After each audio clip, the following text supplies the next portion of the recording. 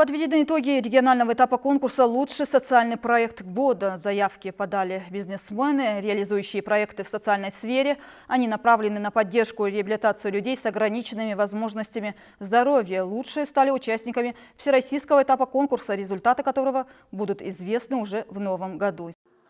Всероссийский конкурс проектов в области социального предпринимательства «Лучший социальный проект года» реализуется с 2015 года и направлен на выявление самых успешных практик развития социальной сферы России через организацию предпринимательской деятельности и популяризацию нового направления развития экономики страны. В региональном этапе победителей выявляли в 10 номинациях. Социальное предпринимательство и социальные проекты – это, в принципе, идеи и проекты, направленные на достижение общественно значимых, общественно полезных целей для улучшения жизни граждан и общества в целом.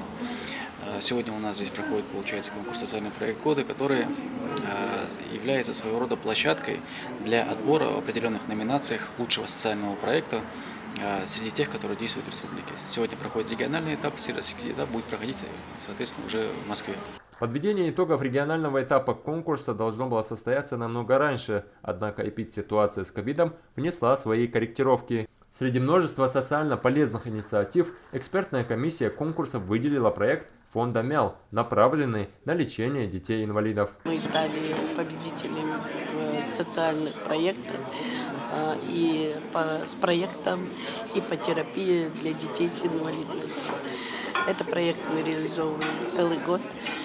Он стал победителем на президентском гранте, то есть президентском конкурсе грантов. Данной номинации победа, она дает дальнейший и стимул, и повод развиваться и развивать ипотерапию.